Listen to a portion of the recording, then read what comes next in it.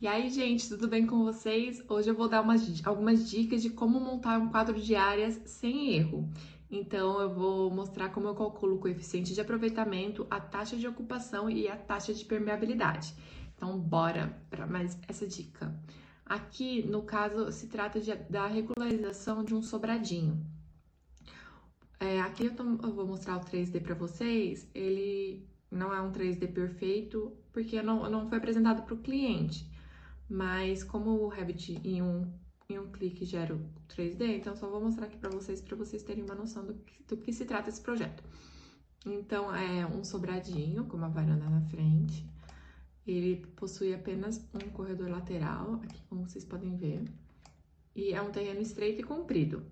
O proprietário ele me contratou para fazer o projeto de regularização dessa casa e aprovar na prefeitura, porque ele quer vender essa casa e para o comprador poder financiar com algum banco, ele precisa ter o projeto aprovado na prefeitura e averbado em cartório. Sem isso, o banco não financia o imóvel. Então, ele me procurou para poder regularizar. Não tinha nenhum projeto aprovado anteriormente, então toda a casa precisou ser regularizada. Então, eu fui lá, tirei todas as medidas e montei a plantinha prefeitura. Esse daqui é a planta de arquitetura. Foi montada. Foi essa planta que foi aprovada na prefeitura. Então, ó, tem todas as plantas baixas, planta de cobertura. Eu coloquei uma fachada renderizada aqui também para ficar bonitinho. 2 cortes. A prefeitura geralmente exige no mínimo 2 cortes, um transversal, um longitudinal. Detalhe da escada, tabela de janelas, tabela de portas, tudo completinho, esse projeto que foi aprovado na prefeitura. Para mostrar aqui no quadro de áreas, sempre vai ser exigido que a gente coloque o coeficiente de aproveitamento, a taxa de ocupação e a taxa de permeabilidade. Para calcular a taxa de ocupação, eu pego todo o contorno da casa. Então, no Revit a gente consegue criar uma planta de áreas. Então, a gente cria as linhas de limite de área ao redor de toda a construção da casa. Então, eu vou criar uma linha e eu considero o lado externo da parede. Então, toda a construção que está toda a projeção da construção no terreno, eu vou utilizar para o cálculo da taxa de ocupação. Então, eu vou pegar todo esse contorno aqui, ó, do lado externo da parede, eu venho aqui, sigo até o final da casa do lado externo também da parede. Considero a parede também, a espessura da parede. Eu sigo aqui e sigo aqui até o outro lado, considerando também a espessura do muro. Então, eu vou aqui, ó. Aqui no meu projeto de implantação, eu desenhei todo o contorno da casa. Então, aqui é a parede externa. Eu peguei essa linha, representa o limite da parede externa. Daqui segue o limite do muro do lado externo. E aqui termina cá. Segue mais para baixo. Daqui, aqui a casa segue até aqui e até aqui. Se você for ver aqui nos 3D, que fica mais fácil de visualizar, deixa eu ocultar aqui a parede. Ocultar. Eu tenho essa parte do corredor que ela é coberta. Ela é coberta, a largura total do muro, ela é coberta. O corredor tem 1,50, então todo esse trecho aqui é coberto. Ele vai entrar no meu cálculo da taxa de ocupação. O beiral do telhado, se ele tiver até, pelo menos aqui na minha cidade, cada cidade pode variar, mas os beirais de telhado até 1 metro de largura não é considerado no cálculo da taxa de ocupação. Então, os beirais dos telhados não vão entrar no cálculo da taxa de ocupação, mas a cobertura desse corredor, ele entra no cálculo da taxa de ocupação porque excedeu, não é considerado beiral, é a cobertura do corredor. Então, aqui na planta de implantação, deixa eu ativar aqui as paredes de novo. Aqui, ó, se você for ver, eu considerei a área aqui, ó. Eu considerei todo o contorno da casa, como a área construída. Daí aqui, nesse trecho aqui, começou aquela cobertura no corredor que eu mostrei pra vocês, então eu puxei a linha pra cá. E até o final, até a calçada, a casa toda, ela tem projeção sobre o terreno. Se vocês forem ver aqui no 3D, aqui essa parte da frente é uma garagem coberta, então ela também entra no cálculo da taxa de ocupação. Então, depois que eu desenhei todos esses limites da área construída, eu vou colocar seria as cotas. O Revit tem um comando que vai calcular automaticamente essa área. Então, toda essa área achurada em rosa deu 69,75 metros quadrados. Daí eu coloco aqui, existente, construído a regularizar. Então, é uma área construída que já existe e que vai ser regularizada. Eu separei essa existente construído da garagem, porque depois eu vou explicar para vocês que essa garagem coberta, ela não vai entrar no cálculo do coeficiente de aproveitamento. Então, eu deixei essa área aqui separada. Mas na taxa de ocupação, a garagem coberta vai entrar, porque ela tem uma cobertura a projeção dela sobre o terreno. Então, no pavimento térreo eu tenho essa área construída, daí eu sigo para o pavimento superior. No pavimento superior, aqui eu fiz todo o contorno da casa também, todo o contorno da área construída. Daí aqui já não entrou a área construída do corredor lateral, ele entrou somente no pavimento térreo, porque no pavimento superior, como você pode ver, é aberto, não tem cobertura. Essa cobertura aqui é só do pavimento térreo. Daí eu fiz todo o contorno da casa também, pegando todas as paredes externas. E aqui entrou dentro da mesma área, porque em cima da garagem coberta tem um quarto. Então, aqui ó, esse quarto aqui fica em cima da garagem coberta. Então, ele vai entrar na área da taxa de ocupação também. Daí toda essa área achurada em rosa deu 81,76 metros quadrados. Do pavimento superior, eu vou descontar somente a caixa da escada. A caixa da escada não vai entrar duas vezes no cálculo da área construída. Ela já entrou aqui como área construída no pavimento térreo, então eu vou tirar a caixa da escada no pavimento superior. Não vai ser computada como área construída. Se eu tivesse terceiro, quarto pavimento, também eu deixaria a caixa da escada sem contar como área construída, ela entraria somente no pavimento térreo. Então, foi descontada essa área de 1,93 da caixa da escada e a área total construída do pavimento superior foi de 81,76. Então, essa casa tem 2 pavimentos. Vamos para o quadro de áreas. No caso desse lote, ele apresenta uma área de 137,5 metros quadrados. Daí aqui eu vou discriminar tudo que está construído no pavimento térreo e tudo que está construído no pavimento superior. No pavimento térreo, a gente viu que a parte da casa que está construída, que vai regularizar, é 69,75 metros quadrados. Aqui, ó. Que é toda essa achura em rosa, 69,75 metros quadrados.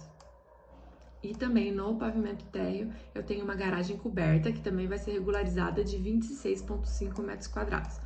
Aqui, ó, uma garagem coberta, 26,5 metros quadrados. Daí eu passo para o pavimento superior. No pavimento superior, eu tenho o restante dos cômodos e aqui, ó, tudo aqui no pavimento superior, toda a área que o Revit calcula automaticamente se você insere linhas de limite de área.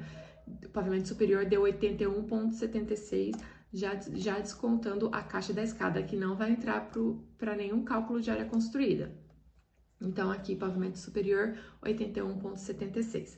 Daí, aqui, o total construído, deixa eu somar aqui junto com vocês para conferir, ó, eu vou somar o 69,75 mais o 26,5 mais o 81,76. deu 171,01 metros quadrados construído. Eu deixo aqui esse total. Agora, para calcular vamos calcular primeiro a taxa de ocupação. A taxa de ocupação, eu vou pegar toda a projeção da construção sobre o terreno. Então, eu vou ter todo o pavimento térreo, que faz parte da casa, 69,75. 69,75. A garagem coberta também entra na taxa de ocupação, 26,5. Mais. Mesmo se não tivesse um quarto construído sobre a garagem, só o fato dela ser uma garagem coberta, ela vai entrar na taxa de ocupação. Depois eu vou mostrar que ela não entra no coeficiente de aproveitamento, mas entra na taxa de ocupação. Então, eu assumi aqui a garagem, 26,5, deu 96,25. E eu não somo o pavimento superior, porque o pavimento superior, ele é exatamente o contorno do pavimento térreo. Como o pavimento térreo já entrou no cálculo, o pavimento superior não vai entrar. Ele não ultrapassa nenhum limite do que já está constando no pavimento térreo. Então, o pavimento superior não entra na taxa de ocupação. Então, eu tenho 96,25 metros de construção na hora que eu olho ela projetada sobre o terreno. E o terreno tem 137,5 metros, 137,5 metros quadrados. Então, eu vou fazer aqui uma regrinha de 3 básica, ó, 96,25. Se 137,5 corresponde a 100% do terreno, então 96,25 metros quadrados vai corresponder eu divido aqui por 137,5, deu 0,7, daí eu multiplico por 100 para deixar em porcentagem. Então, a taxa de ocupação dessa casa é de 70%. Aqui na minha cidade, e na área onde se encontra esse lote, o zoneamento onde essa casa é construída, a lei aqui do meu município, que é Jacareí, permite uma taxa de ocupação máxima de 70%. Então, essa casa ela está no limite da taxa de ocupação. Ela tá no limite até na época que eu fui fazer a medição dessa casa, tinha um puxadinho lá no fundo, um puxadinho improvisado, eu pedi que demolisse, porque senão ia ultrapassar a taxa de ocupação. Daí a prefeitura não aprova, nesse caso, se tiver acima de 70% de taxa de ocupação. Então aqui eu consegui fazer com que a casa não ultrapassasse 70%. Então, agora, para o cálculo do coeficiente de aproveitamento, ele vai mostrar quantas vezes eu posso usar a área total do terreno como área construída. Então, e todo município vai fornecer esse coeficiente de aproveitamento máximo. A gente não vai poder ultrapassar esse limite. E aqui no meu município, esse coeficiente de aproveitamento máximo é de 1,4. Então, quer dizer que eu posso ter como área construída dentro do meu terreno 1,4 vezes a área total do terreno. Então, o limite aqui nesse caso seria, deixa eu tirar aqui a calculadora, 137,5 vezes 1,4. Então, eu poderia ter como área construída total nesse terreno até 192,5 metros quadrados. Se no seu município for 1,5, eu poderia então construir 1,5, 206,25 metros quadrados. Então, não devo ultrapassar esse limite que é dado pelo município. Aqui, nesse caso, o coeficiente de aproveitamento vai ser o quê? Vai ser tudo que tiver construído, eu vou contabilizar, exceto a garagem coberta. Então, eu tenho aqui no pavimento térreo 69,75 metros quadrados de área construída. A garagem coberta não vai entrar. E no pavimento superior, eu tenho 81,76 metros quadrados, já descontado a área da caixa da escada, que foi contabilizada já no pavimento térreo. Então, eu tenho um total, nesse caso, de área construída de 151,51 metros quadrados. E então, eu pego toda essa área construída e divido pelo tamanho do lote de 137,5 e tenho o meu coeficiente de aproveitamento. Ele não é em porcentagem. Então, aqui nesse caso, deu um número com muitos casos, depois é vírgula, mas eu arredondo, 1,10 é o coeficiente de aproveitamento. Quer dizer que eu usei como área construída 1,10 vezes a área total do terreno. Tá dentro do limite exigido nesse caso, que é até 1,4. Então, o coeficiente de aproveitamento está aprovado nesse caso. A taxa de ocupação também não ultrapassou o limite. E com relação à taxa de permeabilidade, quando eu fui tirar as medidas nessa casa, eu notei que ela tinha uma parte do quintal gramado com 5 metros de largura por 2,75, 5 metros de comprimento por 2,75 de largura. Então, uma área permeável de 13,75 metros quadrados. Como esse terreno tem 137,5 metros quadrados, a área permeável corresponde a 10% da área total do terreno. Então, eu tenho 10% da taxa de permeabilidade. Cada município também vai ter um mínimo exigido, dependendo do zoneamento. E, nesse caso, a lei exige um mínimo de 10% de taxa de permeabilidade. Então, nesse caso, essa casa está com o mínimo da taxa de permeabilidade, mas está tudo aprovado, tudo certinho. Então, esse foi o quadro de áreas que eu fiz para aprovação dessa residência que eu mostrei aqui para vocês no 3D. Ela foi aprovada, o cliente conseguiu retirar qual que é o nome? A certidão de regularidade, aqui na minha cidade chama certidão de regularidade, conseguiu fazer a averbação no cartório e conseguiu colocar à venda e o comprador vai poder financiar pelo banco. Então, fica mais fácil de achar o comprador. E então, esse foi a minha dica para vocês de como construir um quadro de áreas. Não tem segredo, mas se você tiver qualquer dúvida, você pode deixar para mim nos comentários que eu vou te ajudar. Eu vou te ajudar no máximo que eu puder. E se você gostou também, curte, compartilhe, divulga para os seus amigos, porque às vezes a gente fica com dúvida numa besteirinha de nada. E nesse vídeo eu espero ter esclarecido a maioria delas para vocês. Obrigada, valeu e até a próxima.